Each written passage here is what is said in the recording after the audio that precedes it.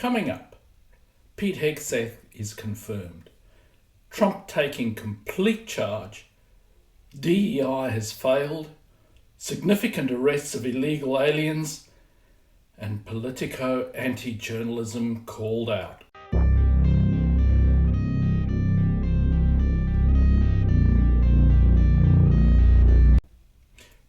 Pete Hegseth is confirmed as Defense Secretary. Okay, so we are getting word right now, J.D. Vance, okay, he is there, he is sitting down, he's going to be now the tie-breaking vote. Are there any senators in the Let's go live if we can get some sound. Vote or change a vote? If not, on this vote, the yeas are 50 and the nays are 50. The Senate being equally divided, the Vice President votes in the affirmative and the nomination is confirmed.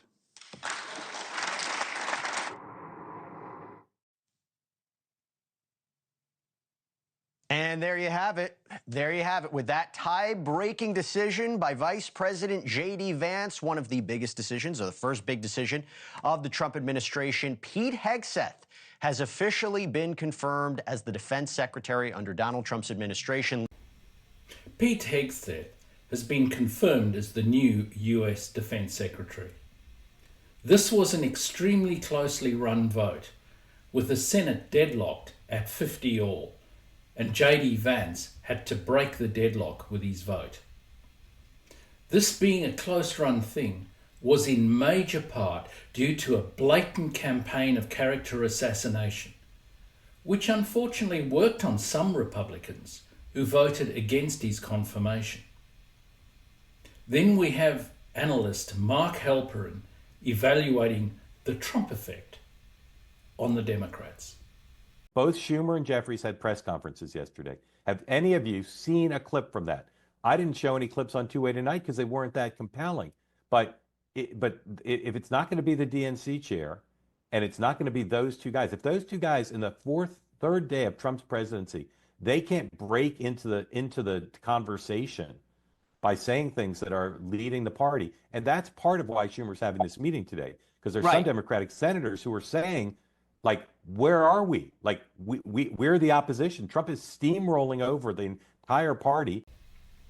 Schumer and Jeffries held press conferences, and Mark Halperin says that the Democrats are not compelling.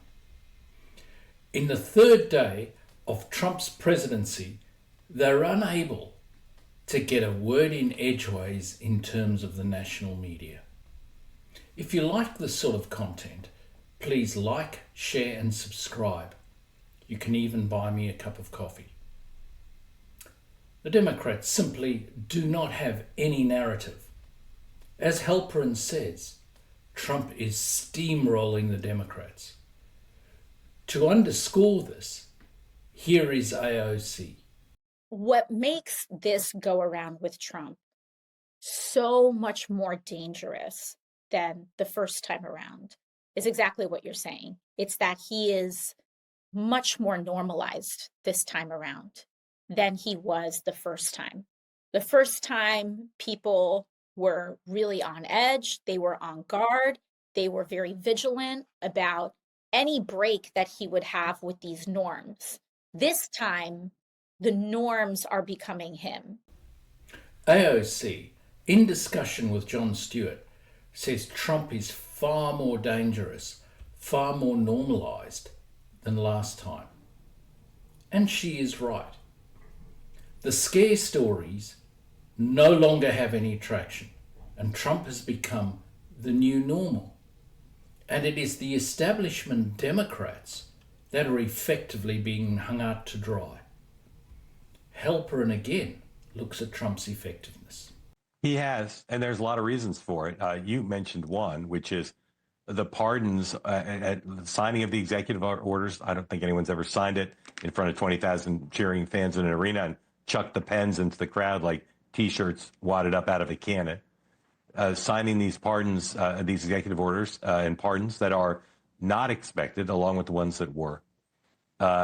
Democratic strategist Steve Elmendorf was on two-way last night. He said it's the three A's. It's the authenticity that Trump has always benefited from. It's the attention. He has dominated this week in a way that none of us who've covered Washington and politics can remember, and it's action. He's done more. You know, Trump's prone to hyperbole, but when he says he's done more in 3.5 days than some people do in 4 years, there's maybe, if these things hold, there may be some truth to that, because he's making Reagan look like a member of the deep state. Halperin says that Trump, for all of the hyperbole, given that if his executive orders stick, has done more in 3.5 days than many others have done in their entire term. He is remaking American society. The way he signed the executive orders was also in a very entertaining fashion that was quite unique. Halperin says that with Trump, it is about 3 A's: authenticity, attention, and action. There has been a flurry of action never seen before. Halperin makes the amusing aside that Trump makes Reagan look like he was deep state.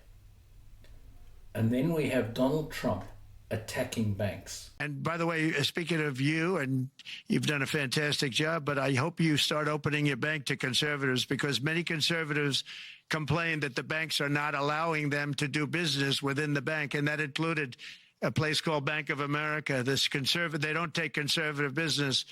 And I don't know if the regulators mandated that because of Biden or what, but you and Jamie and everybody, I hope you're going to open your banks to conservatives, because what you're doing is wrong. Trump calls out Bank of America CEO Brian Moynihan. He called for Moynihan and other banks to do business with conservatives, which in many cases they haven't been. I think there is an implied threat there by Trump, and I actually applaud it. Banks have huge advantages in society in how they are allowed to operate. But there is a social license there, which they really need to observe. Ultimately, banks provide the fuel for economic growth, and by not being available to all, they are slowing the economy down. Then we come up with the subject of diversity, equity, and inclusion, or DEI. What we know is that the attack on diversity, equity, and inclusion, DEI, is an attack on democracy, it's an attack on education, it's an attack on how our economy works. Here we have serial radical leftist Stacey Abrams bemoaning the collapse of DEI. She believes that the attack on DEI is an attack on democracy. Really? I never knew that democracy was based on racism and sexism.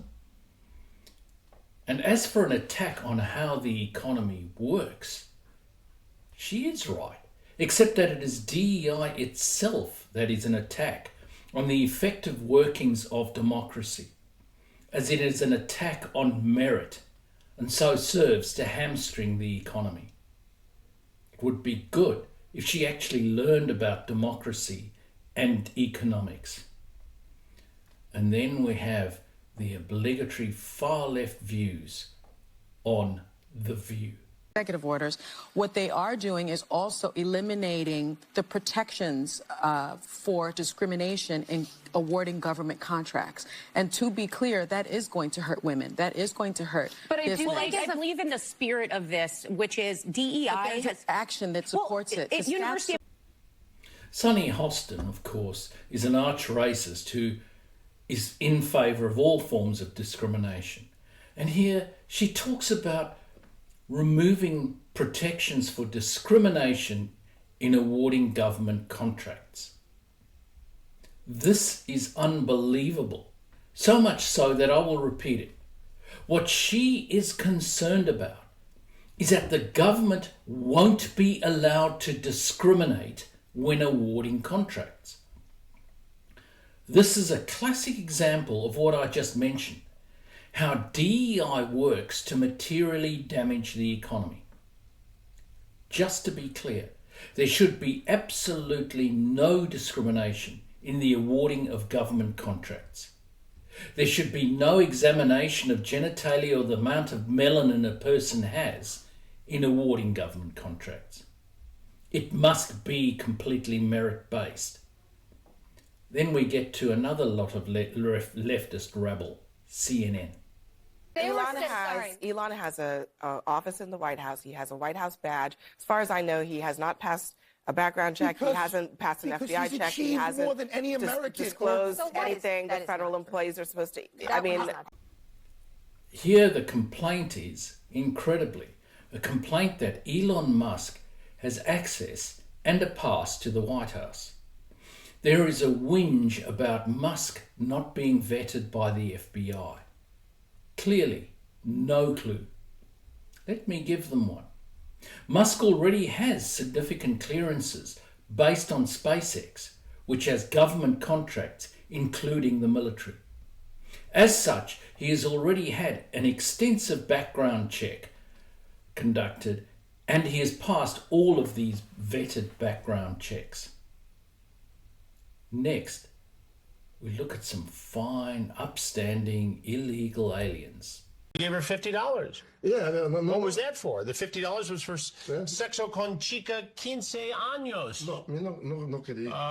No quería. No quería. Her niece was 15, and you said you wanted a from her and were going to pay her $50. Are you here in this country legally? Do you have U.S. citizenship? Soy ilegal. But you came here, Marvin,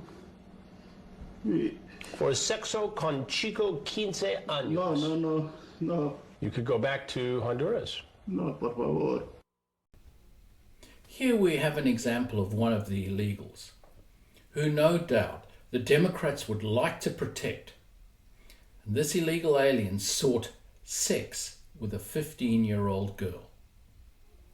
He doesn't want to go back to Honduras, but no doubt, under Trump, he will be going back. This continues. When we arrive, we see an immigrant from the Dominican Republic who ICE says is here illegally and is a convicted sex offender. He tells me he came to the U.S. for a better way of life and denies the charges against him. He's led away in handcuffs. ICE agents had been watching this particular subject for at least a week.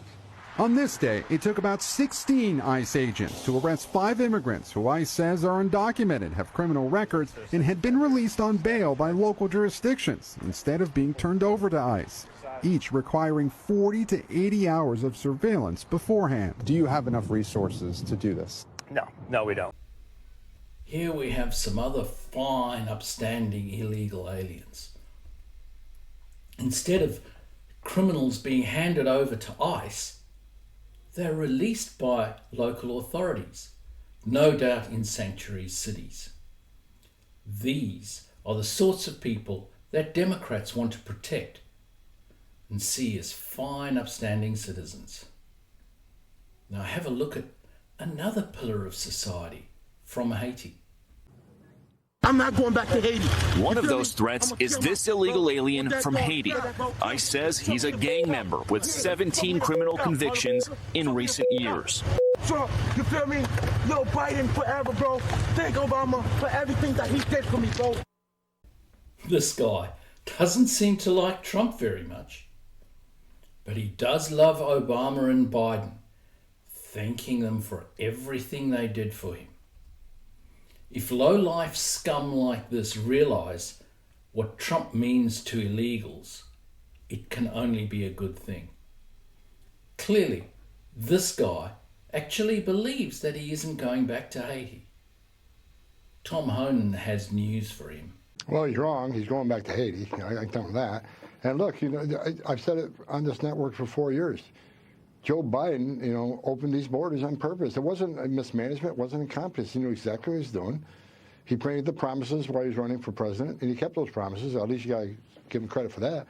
But yeah, they've opened this border up, and President Trump's going to secure the border, the highest level ever. You thought we had a secure border before? Watch what happens now. It'll be the tightest border in the history of this nation. Honan says that Haitian is definitely going back to Haiti. And Joe Biden, Honan further says, opened the border deliberately and that it wasn't an accident or incompetence. but he says that now under Trump, it will be the tightest border in the history of the nation. And then let's have a look at Politico. Because the Hunter Biden laptop appeared to be true. But then Facebook also pulled all stories down about the Hunter Biden laptop, and I think Twitter did at the same time too. Correct. Yeah. They punished the New York Post. It didn't help. I mean, Politico, my former employer, and I knew at the time, didn't do itself any favors. I was covering Biden at the time, and I remember coming to my editor and saying, hey, we need to write about the Hunter Biden laptop. And I was told this came from on high at Politico. Don't write about the laptop. Don't talk about the laptop. Don't tweet about the laptop. Here, former Politico journalist Mark Caputo tells of how he was told from on high not to touch the Biden laptop story. It was not only don't write a story about it, but don't talk about the laptop, don't tweet about the laptop. What a great purveyor of the news Politico isn't. So much for the left's beloved catchphrase of speaking truth to power. And it continues. Former employer, I still have a copy of the story on my external hard drive. In 2019, a rival presidential Democratic campaign of Joe Biden's gave to me the tax lien, the Oppo research, the tax lien on Hunter Biden for the period of time that he worked at Burisma. And I wrote what would have been a classic story saying, you know, the former vice president's son was slapped with a big tax lien for the period of time that he worked for this controversial Ukrainian oil concern or natural gas concern, which is haunting his father on the campaign trail. That story was killed by the editors, and they gave no explanation for that either. Caputo here talks about a story that he was writing about tax issues regarding Hunter Biden working for the Ukrainian oil and gas company Burisma. He had a story ready to go on the tax lane on Biden and Burisma. The editors apparently killed the story with no explanation whatsoever, although clearly it was because they wanted to assist Biden. Yet Politico wants to be taken as a serious news organisation. What do you think about the left's attitude to DEI and illegal aliens? Please let me know in the comments below. And thanks for watching.